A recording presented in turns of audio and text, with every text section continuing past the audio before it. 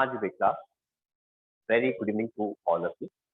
आज हम शुरू करने वाले हैं एक लास्ट टॉपिक जो हमारे इस चैप्टर का है। इस टॉपिक का सिर्फ थ्योरी वर्जन ही हमारे पास रह गया है। हमको इसका न्यूमेरिकल पार्ट नहीं करना क्योंकि वो इस साल ऐड नहीं हो रहा। टॉपिक का नाम है बफर सॉल्यूशन। तो आप हेडिंग दे दीजिए, बफर सॉल्यूशन।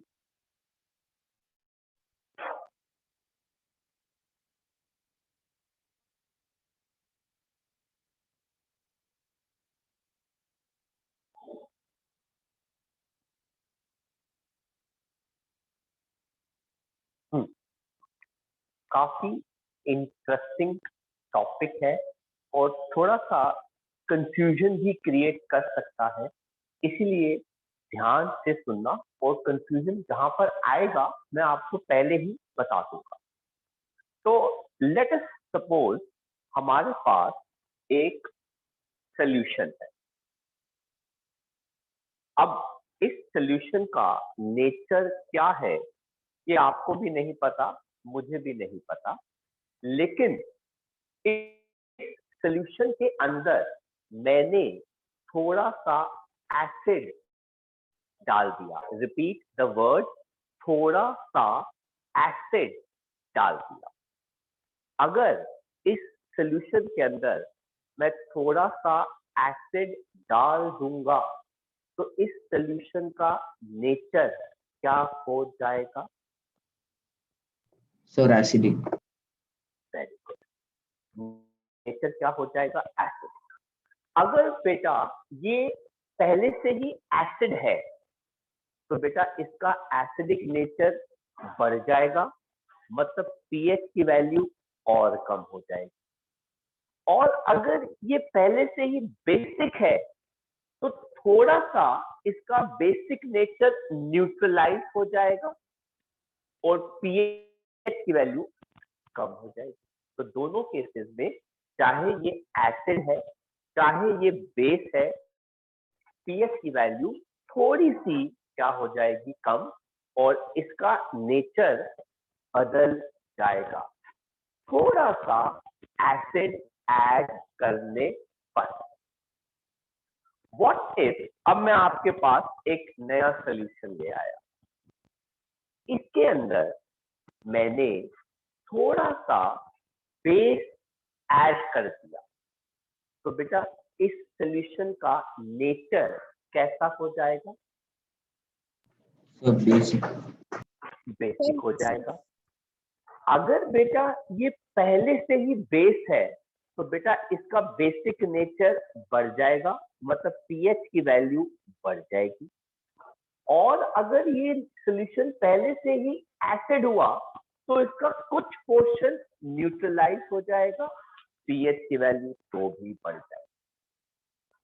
इन दोनों एक्टिविटीज जो हमने अभी करी, इनसे हमें क्या इंफॉर्मेशन मिलती है कि अगर हम किसी सोल्यूशन के अंदर थोड़ा सा एसिड डाल दें या थोड़ा सा बेस डाल दें तो पीएच की वैल्यू चेंज हो जाती है, सोल्यूशन का नेचर चेंज हो जाता है। या वो एसिडिक हो जाएगा या वो क्या हो जाएगा? बेसिक। क्या मेरी बात सही है कि गलत है? यस सर, सही। को मेरी कही हुई बात से कोई प्रॉब्लम तो नहीं है? सर अगर जो हमने दूसरा सोल्यूशन जो ऐड किया है उसमें, सर अगर वो उसका पीएच मतलब अगर मैं एसिड मान लूँ पहले वाले में और दूसरा मैंने पहले वाला हमारा एसिड हो गया, तो ये लो हमारा पहले वाला एसिड है। अगर ये पहले वाला एसिड है तो इसका पीएच 7 से कम है। अब आप बताओ। सर अगर मान लो ये स्ट्रॉन्ग एसिड है और हम कोई वीक एसिड इसमें डाल देते हैं सर, तब पीएच कम हो जाएगा? तब भी पीएच थोड़ा सा कम हो जाएगा, शायद आपको ऑब्जर्वेबल ना हो, पर पीएच की वैल्यू बदल ना के बराबर। Okay sir. सर समझ में लेकिन आ रही? सर लेकिन उसमें पानी भी तो ज्यादा ऐड हुआ ना H+ के कंपेयर में तो। जो भी हो, मैं आपसे ये पूछ रहा हूँ कि अगर मैं आपके पानी में, बेटा पानी तो न्यूट्रल होता है, आपके खाने में या आपके पानी में थोड़ा सा एसिड डाल दूं या थोड़ा सा बेस डाल दूं, तो आपका फूड या आपका पीने वाला पानी वैसा ही रहेगा क्या?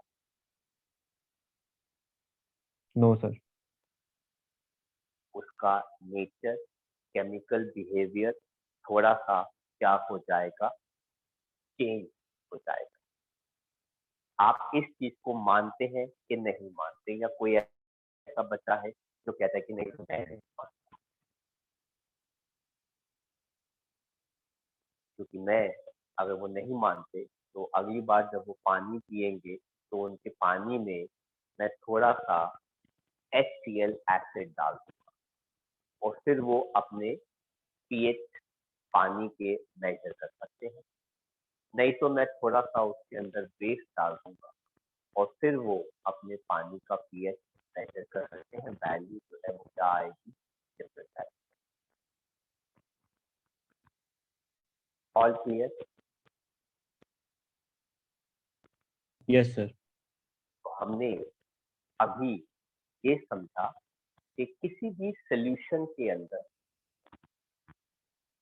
लेट्स सपोज वो एसिड हो या न्यूट्रल हो या बेसिक, अगर आप उस सोल्यूशन के अंदर थोड़ा सा एसिड डाल दें, थोड़ा सा या बेस डाल दें, उस सोल्यूशन का पीएच बदल जाएगा। ऑब्वियसली बात है, थोड़ा सा क्या करेगा, बदल जाएगा। लेकिन आज अगर मैं आपको बोलूं कि आपको पता है ऐसे भी सोल्यूशन होते हैं, मेरी बात को ध्यान से सुनना, कि आपको पता है ऐसे भी सोल्यूशन होते हैं जिनके अंदर अगर थोड़ा सा एसिड या बेस चला जाए उनका पीएच चेंज नहीं होता। उन सॉल्यूशंस को हम कहते हैं बफर सॉल्यूशन। सबसे अच्छा एग्जाम्पल जो नेचुरल बफर सॉल्यूशन का है वो है हमारी बॉडी में फ्लो करता हुआ ब्लड। ब्लड का पीएच 7.36 के आसपास होता है। लेकिन आपको पता है आप रोज कितना वैरायटी ऑफ फूड खाते थे? कभी किसी में नींबू छिड़क रहे, कभी किसी में मसाला ऐड कर रहे। आपको पता है भगवान ना करे कोई इंसान कोई मेडिसिन खा रहा है, वो मेडिसिन भी तो सॉल्ट है, सॉल्ट का पीएच भी तो 7 से ज्यादा हो सकता है, न्यूट्रल हो सकता है, 7 से कम हो सकता है। तो वो मेडिसिन भी तो क्या है, उनके भी तो पीएच है। लेकिन जब यही केमिकल, यही मेडिसिन, यही फूड ब्लड में जाता है, क्योंकि ब्लड ही तो उसको एक जगह से दूसरी जगह ट्रांसफर करेगा, तो ब्लड का पीएच चेंज नहीं। क्योंकि ये मेडिसिन, पूरी फार्मास्यूटिकल इंडस्ट्री वो इसी पे ही बेस्ड होती है कि उस मेडिसिन का असर ब्लड में जाके कैसा होता है। क्या वो ब्लड के पीएच को चेंज तो नहीं कर रहा? अगर वो ब्लड के पीएच को चेंज कर रहा है तो उस मेडिसिन का इस्तेमाल। और भी बहुत सारी इंडस्ट्रियल इंपॉर्टेंस होती है बफर सॉल्यूशन की, लेकिन हमने अभी सबसे अच्छा एग्जाम्पल पढ़ा है इसका, ब्लड का। क्योंकि every day we drink, we eat so many different types of food, masalas और whatever, जिनका कुछ ना कुछ पीएच वैल्यू होती है। और जब वो ब्लड में जाके मिक्स करते हैं केमिकल, तो ब्लड अपना पीएच नहीं बदलता। इसीलिए ऐसे सॉल्यूशन जिनका पीएच किसी भी एसिड थोड़ा सा या बेस थोड़े से में मिक्स होने पर पीएच नहीं बदलते, उनको हम कहते हैं प्रॉपर सॉल्यूशन। तो मैं 2 लाइन लिखवा रहा हूं आपको, प्लीज लिख लीजिए, उसके बाद फिर हम इनको समझते हैं कि ये क्या होते हैं। लिखिए बेटा। When a small amount of acid or a base is added to a solution, comma, the nature or the pH of solution gets disturbed or gets changed.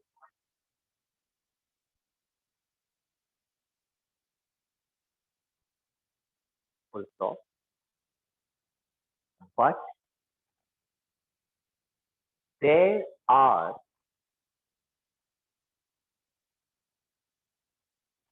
some solutions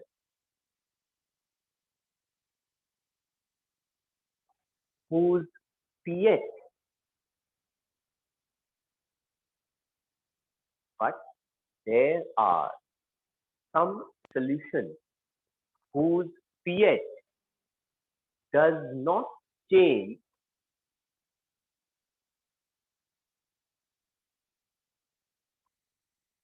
even on addition, even on addition of a small amount of acid or a base,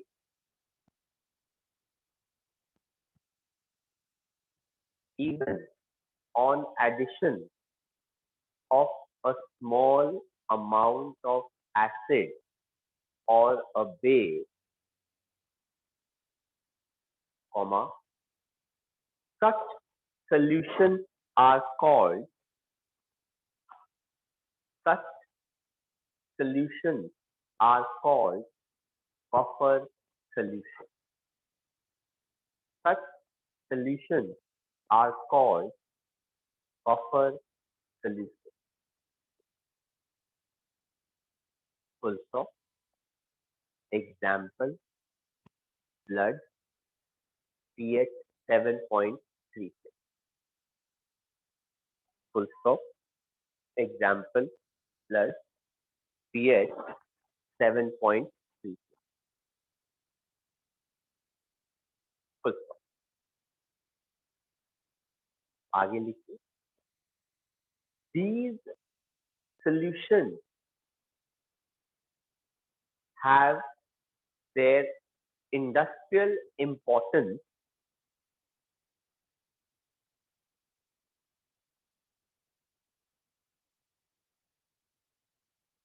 and are very useful in pharmaceutical industry.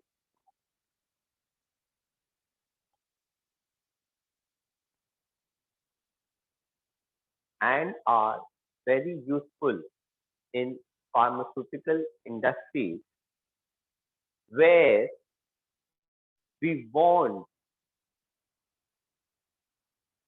that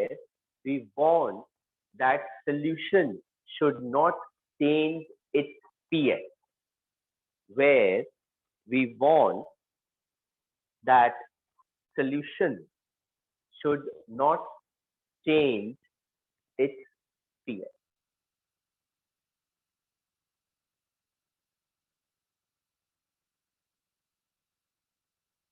Full stop. Then लिखिए बेटा, types of buffer solution.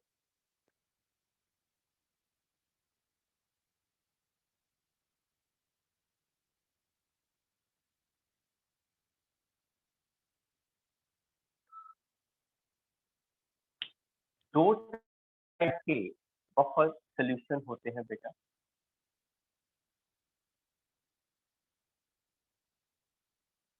Acidic buffer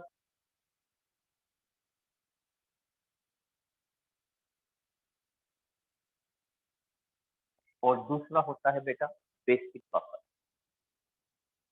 acidic buffer बेटा किसका बना होता है?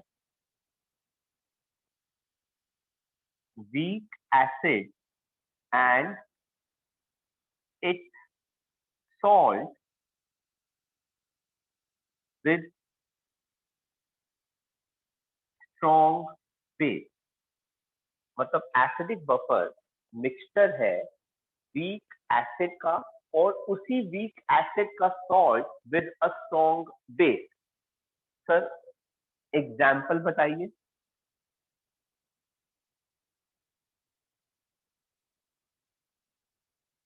बेटा acetic acid weak acid है, इसी का सॉल्ट स्ट्रॉन्ग बेस मतलब NaOH के साथ।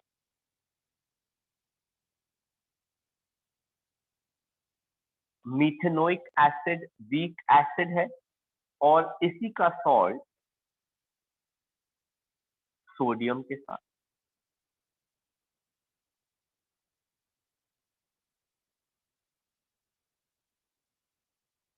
कार्बोनिक एसिड एक वीक एसिड है और इसी का सॉल्ट सोडियम के साथ, सोडियम कार्बोनेट। बेटा यहाँ पे मैंने सोडियम सोडियम सोडियम लिया है। आप ऐसा कीजिए सेम एसिड आप पोटेशियम पोटेशियम पोटेशियम ले लेंगे तो आपके पास 6 टोटल मिला के 6 सॉल्यूशंस हो जाएंगे बेटा buffer, acidic buffer. So this is how you can increase the example, but these 3 are sufficient enough. ऐसे ही बेटा एग्जैक्टली इसी का ऑपोजिट बेटा क्या हो जाएगा? Basic buffer. यहाँ पे वीक एसिड है तो बेटा यहाँ पे क्या आ जाएगा? Weak base and it's salt with strong acid. तो यहाँ पे क्या हो गया? यहाँ पे वीक एसिड था, यहाँ पे वीक बेस आ गया। वीक एसिड का ही सॉल्ट विद स्ट्रॉन्ग बेस और वीक बेस का ही salt with strong acid. Example की बात करें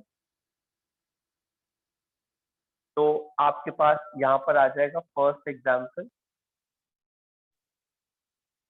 अमोनियम हाइड्रोक्साइड एक वीक बेस है, इसी का सॉल्ट स्ट्रॉन्ग एसिड HCl के साथ अमोनियम क्लोराइड। अमोनियम हाइड्रोक्साइड एक वीक बेस है और इसी का सॉल्ट नाइट्रिक एसिड के साथ। तो ये कुछ एग्जाम्पल्स हैं एसिडिक और बेसिक बफर के। आप कॉपी कर लीजिए फिर हम आगे बढ़ते हैं।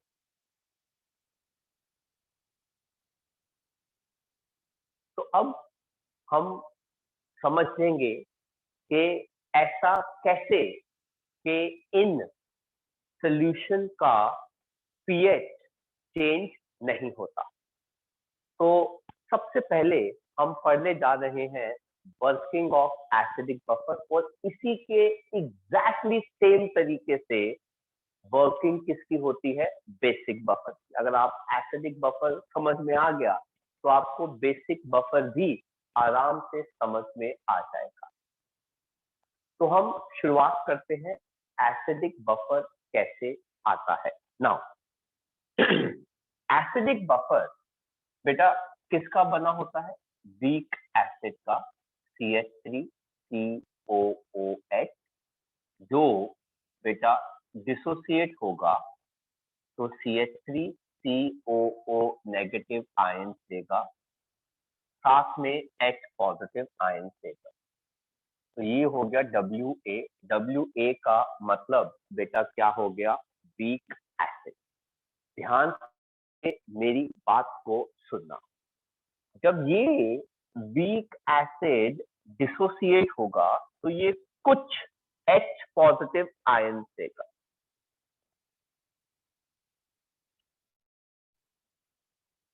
सम H पॉजिटिव आयंस की वजह से एक pH वैल्यू आ जाएगी। वो जो कुछ H पॉजिटिव आयंस आए हैं 5, 10, 15, 20 जितने भी H पॉजिटिव आयंस है बेटा, उन H पॉजिटिव की वजह से बेटा pH की वैल्यू आ जाएगी। लेकिन एसिडिक बफर के अंदर सिर्फ वीक एसिड नहीं होता, बल्कि उसके अंदर वीक एसिड का ही सॉल्ट भी होता है विद अ स्ट्रॉन्ग बेस। अब आपने क्या किया, इसके अंदर डाल दिया सोडियम एसीटेट, जो पूरा डिसोसिएट करके एक कॉमन आयन देगा CH3COO नेगेटिव, साथ में दे देगा Na पॉजिटिव। और जैसे ही ये कॉमन आयन आया तो बेटा due to common ion effect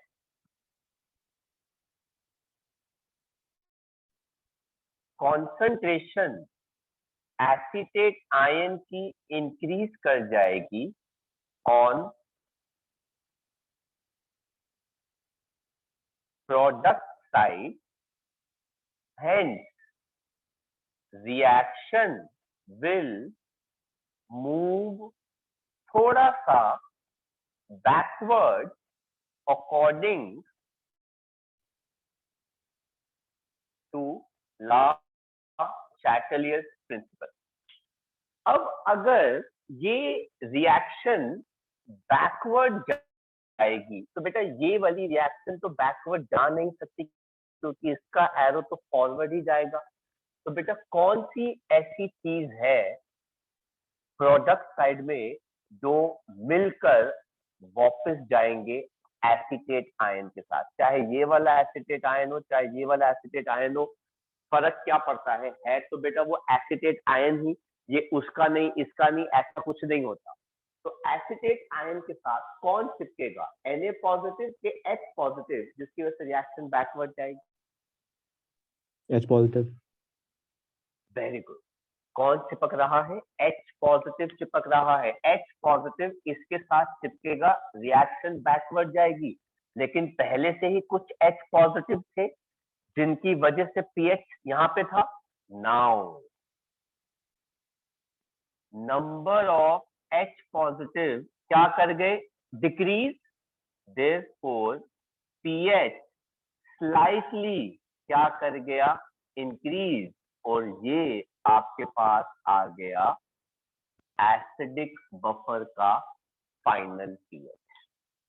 ये होता है फाइनल pH एक एसिडिक बफर का। लेट अस सपोज ये फाइनल pH है इसका ब्लड का।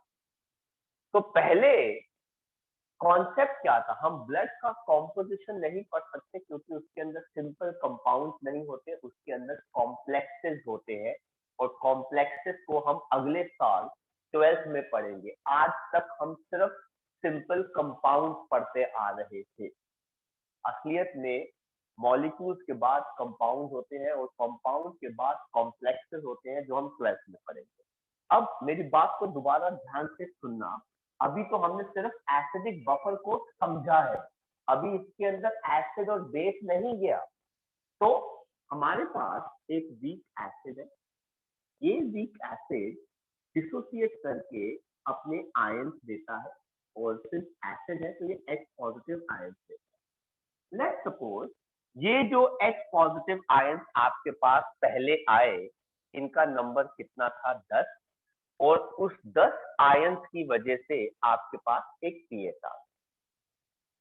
लेकिन जब आप इसके अंदर ये डालते हो sodium salt of acetic acid, जो एक सॉल्ट है वीक एसिड का विद अ स्ट्रॉन्ग बेस, वो भी डिसोसिएट करता है पूरा, क्या देगा, एसीटेट आयन और Na। इनके आने की वजह से प्रोडक्ट में एक आयन की कॉन्सेंट्रेशन बढ़ जाती है। अगर प्रोडक्ट में किसी आयन की कॉन्सेंट्रेशन बढ़ गई due to common ion effect, जो हमने पिछली क्लास में पढ़ा था, तो लार्ज चैटलियस प्रिंसिपल कहता है कि रिएक्शन बैकवर्ड भागेगी अगर प्रोडक्ट बढ़ेगा, और अगर रिएक्टेंट बढ़ेगा तो रिएक्शन फॉरवर्ड भागेगी।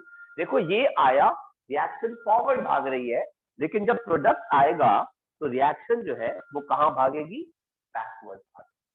अब ये बैकवर्ड भागी, जैसे ही ये बैकवर्ड भागी तो बेटा 3H पॉजिटिव बैकवर्ड चले गए। तो बेटा अगर 10 में से 3H पॉजिटिव बैकवर्ड चले गए, बचे कितने H पॉजिटिव, 7।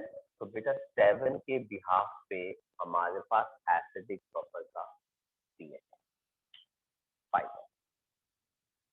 7 के बिहाफ पे हमारे पास एसिडिक प्रॉपर का क्या आ गया, pH।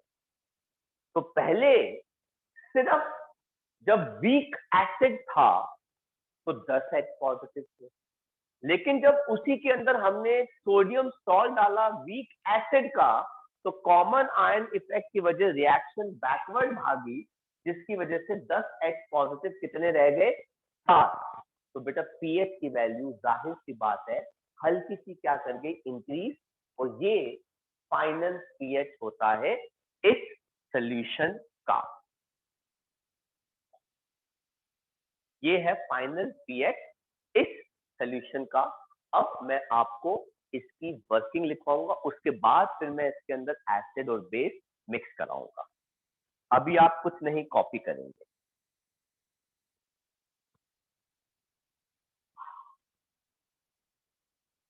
सर लेकिन हमने अगर और डाल दिया इसका सॉल्ट, सोडियम सॉल्ट ये वाला एसिडेट और आएगा डाल दिया बेटा सर। आपको, मैं तभी तो बार बार यूज कर रहा हूँ, थोड़ा सा किसी हद तक डालना ना बेटा, सोल्यूशन भर थोड़ी ना देना एसिड के साथ। मैं बार बार थोड़ा सा कह रहा हूं। अगर आप भर ही दोगे तो फायदा क्या बेटा। नहीं सर, फिर तो पीएच चेंज हो जाएगा फिर से। हाँ वो तो चेंज हो जाएगा।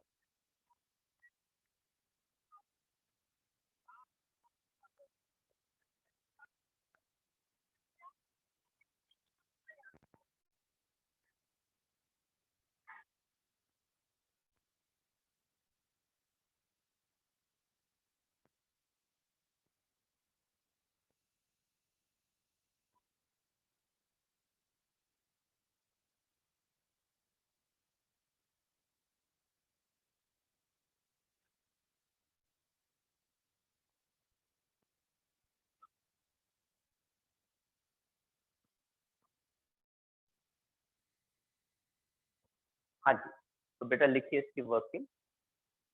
Week acetic acid dissociate partially, weak acetic acid dissociate partially to give few H positive ions. Weak acetic acid dissociates partially to give few H positive ions. Full stop. On adding sodium ethanoate, on adding sodium ethanoate, comma, a common ion, that is acetate ion is produced. A common ion, that is acetate ion, is produced, which increases its concentration on product side which increases its concentration on product side, hence reaction moves backward according to La Chatelier's principle.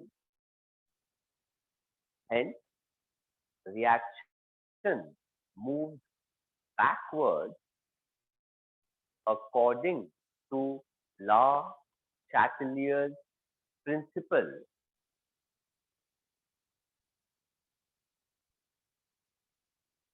Which further decreases concentration of H positive, which further decreases concentration of H positive ions, hence acidic buffer gets its final pH. Hence, acidic buffer gets its final pH. Full stop.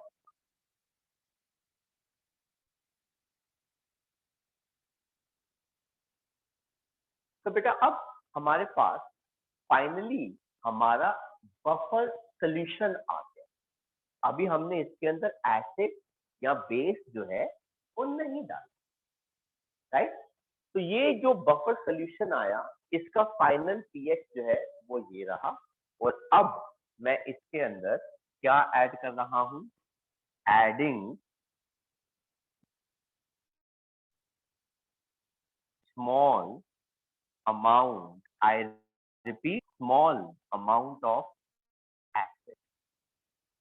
मैंने इसके अंदर बेटा HCl, जैसे ही बेटा मैं HCl डालूंगा, H positive आ गए और Cl नेगेटिव आयन आ गए। अब मैंने ध्यान से मेरी बात को सुनना, मैंने इस बफर सॉल्यूशन में HCl डाला, जैसे ही HCl डाला H पॉजिटिव आयंस आ गए। आप क्या देखेंगे? सर देखो H पॉजिटिव आयंस आ गए, अब H पॉजिटिव आयंस इंक्रीज कर जाएंगे और इसका पीएच डिक्रीज कर जाना चाहिए। सॉल्यूशन को क्या हो जाना चाहिए? एसिडिक हो जाना चाहिए। नहीं, जैसे ही H पॉजिटिव आयंस आए, ये H पॉजिटिव आयंस जो एसिड से आए हैं, ये बेटा किसके साथ कंबाइन कर जाते हैं? एसिटेट आयन के साथ। तो मान लीजिए मैंने 3 HCl डाले, 3 HCl ने मुझे 3 H पॉजिटिव दे दिए और 3 Cl नेगेटिव दे दिए, उसका कोई लेना देना नहीं है। ये 3 H पॉजिटिव, ये जो 3 H पॉजिटिव फालतू आए हैं, ये क्या करेंगे? 3 एसिटेट आयन के साथ मिलकर CH3COOH बना लेंगे। तो जो फालतू H पॉजिटिव आया वो तो यूज ही हो गया एसिटेट आयन में, क्योंकि बेटा ये भी तो प्रोडक्ट का पार्ट है। आई रिपीट, ये भी तो प्रोडक्ट का पार्ट है। अगर प्रोडक्ट की कॉन्सेंट्रेशन इंक्रीज करेगी तो रिएक्शन कहां मूव करेगी? बैकवर्ड। तो जो चीज फालतू आई उसी ने एसिटेट आयन के साथ उतने ही मॉलिक्यूल्स के साथ कंबाइन करके ये बना लिया। तो भाई जो नए H पॉजिटिव आयन आए है ही नहीं, वो तो सॉल्यूशन क्या है? वो तो एसिटेट आयन के साथ कंबाइन होकर दोबारा वीक एसिड बना लिया। भाई पीएच तो तब चेंज होगा ना जब H पॉजिटिव आयन होंगे। ये आए तो सही, लेकिन प्रोडक्ट की कॉन्सेंट्रेशन बढ़ गई। प्रोडक्ट की कॉन्सेंट्रेशन बढ़ेगी तो रिएक्शन कहाँ मूव कर जाएगी? बैकवर्ड मूव करके उसमें। तो जितने भी फालतू 3 H पॉजिटिव आए, उन्होंने एसिटेट आयन के साथ कंबाइन करके एसिटिक एसिड बना लिया। तो ये H पॉजिटिव इसका तो पार्ट बने ही नहीं। आई होप तो मैंने बताया है आपको समझ में आया। Yes sir. पीएच तो बेटा तब चेंज होता जब यहाँ पे जो फाइनल H पॉजिटिव थे, कितने थे बेटा 7, ये कम होते या ज्यादा होते। हम कह रहे हैं कि बेटा 3 H पॉजिटिव नए आए, लेकिन बेटा वो 3 + 7 होके 10 नहीं बनाया उन्होंने। जो 3 H पॉजिटिव नए आए मतलब प्रोडक्ट की कॉन्सेंट्रेशन बढ़ गई। तो अगर प्रोडक्ट की कॉन्सेंट्रेशन बढ़ जाएगी तो वो कॉमन आयन जो था एसिटेट उसके साथ कंबाइन करके बैकवर्ड भाग। आपने एक HCl मॉलिक्यूल और डाला तो 3 से 4 हो गए, तो एक और आया, उसने पीएच नहीं बदला, पीएच बदलने से पहले ही वो कॉमन आयन के साथ कंबाइन करके एसिटेट है। तो जो थोड़ा सा आप एसिड डाल रहे हैं वो रिएक्शन को रिवर्स करता जा रहा है, पर सॉल्यूशन के पीएच का हिस्सा या पार्ट नहीं बन पा रहा है, इसकी वजह से बेटा सॉल्यूशन का पीएच चेंज नहीं हो रहा। आया बेटा लॉजिक समझ? Yes sir. तो पहले आप सिर्फ ये वाला पोर्शन कॉपी करेंगे, ये कॉपी नहीं करेंगे क्योंकि इसके बाद मैं आपको एक पैराग्राफ लिखवाऊंगा, फिर आप ये कॉपी करेंगे।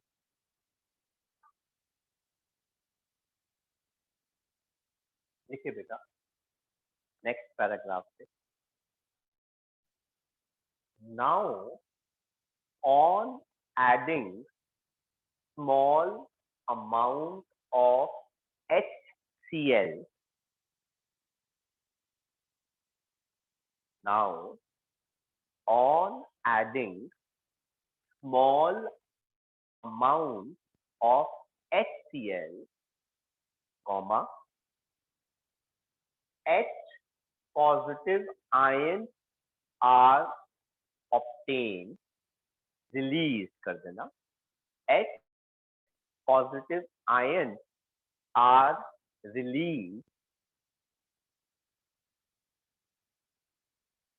but instead of decreasing the pH of solution, but instead of decreasing the pH of this solution, comma, they combine with common ion acetate ion, they combine with common ion, that is acetate ion, to form acetic acid.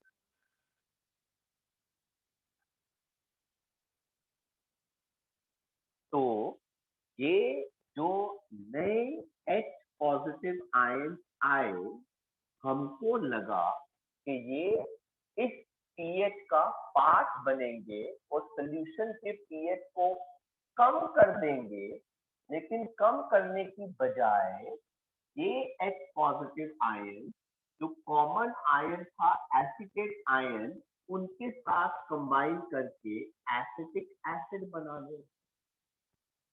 इस वजह से pH solution का change नहीं हुआ और solution हमारा वैसा का वैसा ही रहा। तो अब देखते हैं बेटा हम बेस ऐड कर रहे हैं। तो on adding a small amount of base, तो देखो बेटा बेस कौन हो गया? NaOH। NaOH डिसोसिएट करके Na पॉजिटिव देगा, OH नेगेटिव देगा। लेट्स सपोज 3 NaOH मैंने लिए, उन्होंने 3 Na पॉजिटिव दे दिए, 3 OH नेगेटिव दे दिए। सर 3 OH नेगेटिव जो आए वो तो सोल्यूशन के अंदर H पॉजिटिव को न्यूट्रलाइज कर देंगे। बिल्कुल सही कहा।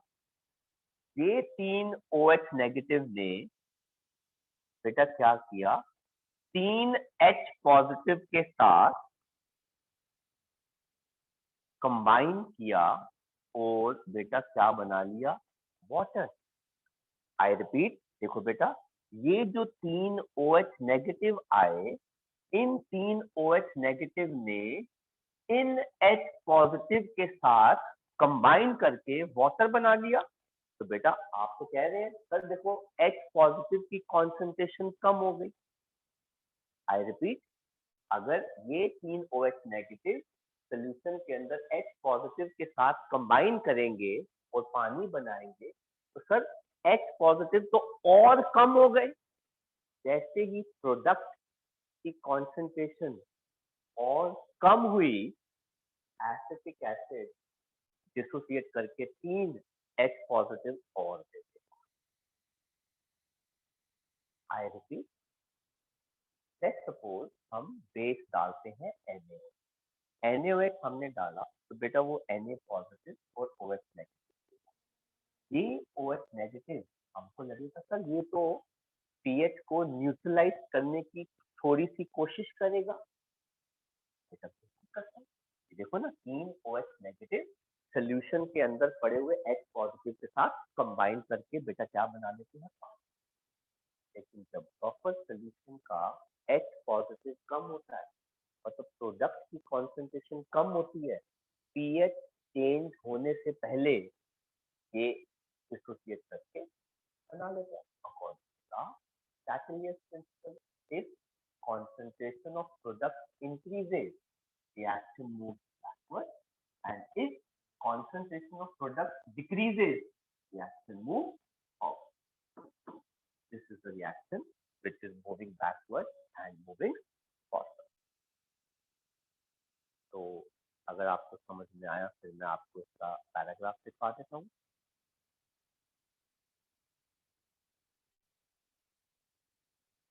दिखा दे सर। तो जरा लिखो बेटा नेक्स्ट पैराग्राफ से।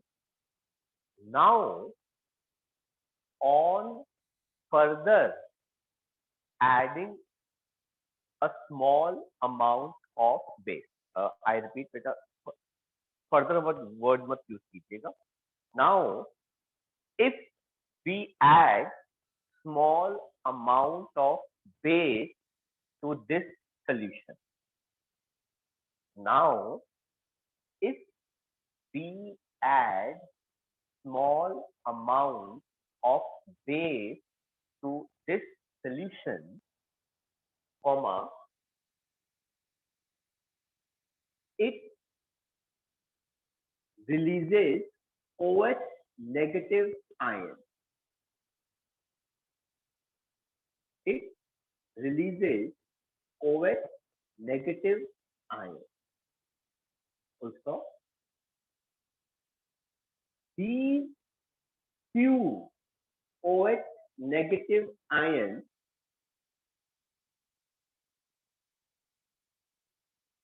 combine. सर एक बार थोड़ा सा रिपीट कर दो, it releases OH minus ions के बाद।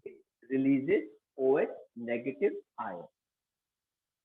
Also, these release OH negative ion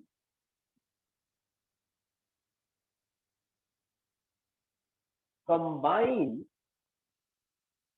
with H positive ion in the solution to form water. These OH negative ion combines with H positive ion in the solution to form water. So, since concentration of H positive ion decreases, since concentration of H positive ion decreases on product side, since concentration of H positive ion decreases on product side of the buffer solution, therefore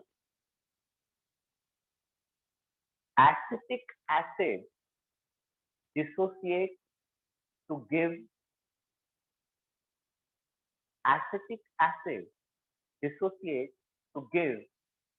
same number of H positive ions, maintaining the pH. Therefore, acetic acid dissociates to give same number of H positive ions, maintaining the pH of buffer solution. And copy कर सकते हैं आप। तो अब हम पढ़ रहे हैं वर्किंग ऑफ बेसिक बफर।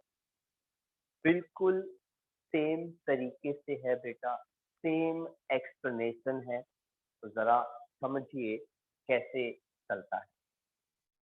तो बेटा बेसिक बफर किसका बना होता है? वीक बेस का। वीक बेस हमारे पास क्या हो गया बेटा? अमोनियम हाइड्रोक्साइड, जिसके साथ रिवर्सिबल एरो लगेगा, जो डिसोसिएट करके अमोनियम आयन देगा और OH नेगेटिव आयन देगा। अब जैसे ही बेटा वीक बेस अमोनियम आयन और OH नेगेटिव आयन देगा, तो आप इस OH negative ion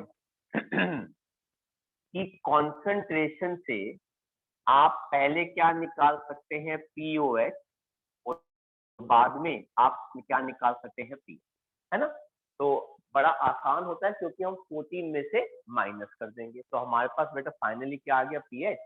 and since बेटा ये बेसिक सोल्यूशन है, तो बेटा इसका जो pH है वो 7 से ज्यादा ही आएगा, क्योंकि हम एसिडिक, बेसिक और न्यूट्रल कैरेक्टर जो होता है वो pH की वैल्यू से बताते हैं, POH की वैल्यू से नहीं बताते। तो मेरे पास यहाँ पर आ गया pH आ गया इसका। अब हमने क्या किया?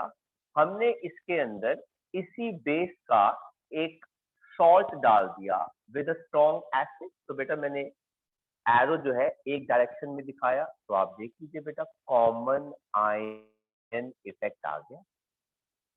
अब इस कॉमन आयन की वजह से प्रोडक्ट की कॉन्सेंट्रेशन बढ़ गई। So according to common ion effect, concentration of ammonium ion or concentration of product increases, hence reaction moves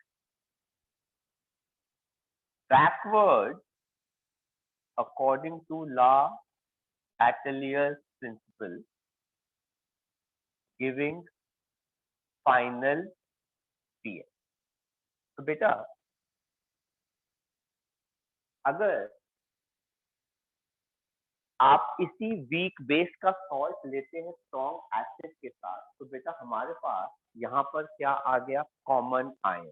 कौन सा आयन आ गया? Ammonium ion. तो अमोनियम आयन की कॉन्सेंट्रेशन बढ़ गई। यहाँ आप कह सकते हैं कि प्रोडक्ट की कॉन्सेंट्रेशन बढ़ गई। तो प्रोडक्ट की कॉन्सेंट्रेशन बढ़ गई तो रिएक्शन बैकवर्ड मूव करेगी। कौन सी वाली? ये वाली। और इसकी वजह से हमारे पास बेटा क्या आ जाएगा? फाइनल pH, जो बेटा पहले से हल्का सा क्या कर जाएगा? डिक्रीज कर जाएगा। अब on adding a small amount of base, कौन सा बेस डाला आपने? NaOH। कितने मॉलिक्यूल डाले? लेट्स सपोज 3 मॉलिक्यूल्स क्या दे देंगे? 3 Na पॉजिटिव और क्या दे देंगे? 3 OH नेगेटिव। आपको लगेगा कि पहले भी OH नेगेटिव है, अब भी OH नेगेटिव है, इसका मतलब है OH नेगेटिव की कॉन्सेंट्रेशन इंक्रीज कर गई, तो पीएच की वैल्यू इंक्रीज करनी चाहिए, पर ऐसा नहीं होता। जैसे ही आपके एडेड OH नेगेटिव आयंस आएंगे, ये 3 OH नेगेटिव आयन इस कॉमन आयन के साथ चिपक कर वापस चले जाएंगे। तो यही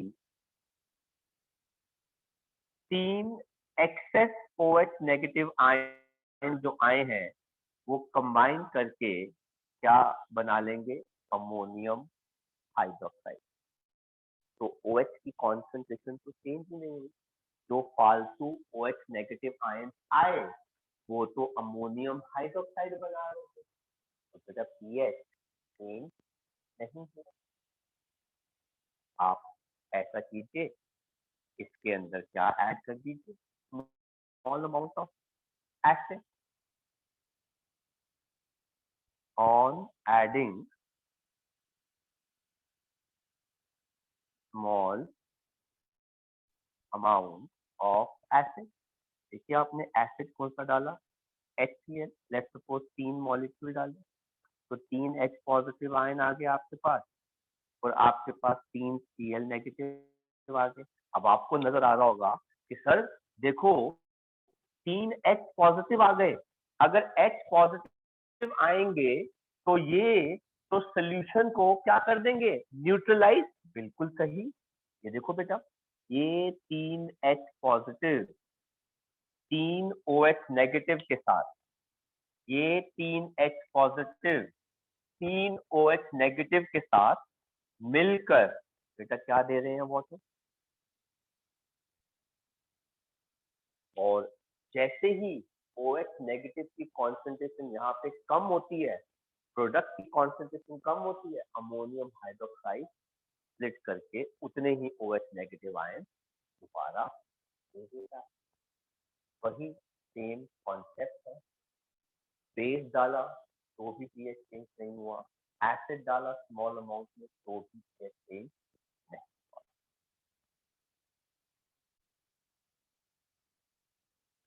तो आई होप बच्चों आपको हमारा आज का लेक्चर बफर सोल्यूशन कॉन्सेप्ट थोड़ा सा कंफ्यूजन क्रिएट करता है, समझ में आएगा। समझ में आया तो लेक्चर को लाइक जरूर कीजिएगा। आप इन सब लेक्चर्स को अपने फ्रेंड्स के साथ भी शेयर कर सकते हैं, ताकि वो भी अपने कॉन्सेप्ट को बेटर और स्ट्रॉन्गर बना सकें। अगर आपको ऐसे ही रेगुलर अपडेट चाहिए तो आपको हमारे चैनल को सब्सक्राइब करना पड़ेगा। एंड अगर आपका कोई भी डाउट है टॉपिक को लेके, क्वेश्चन को लेके या चैप्टर को लेके, तो आप जरूर लिखें, मैं आपके डाउट को जरूर सॉल्व करूंगा एज सून एज पॉसिबल। मिलेंगे बहुत जल्दी अपने एक और नए लेक्चर के साथ with new chapter. Till then take care, study hard and bye bye from school.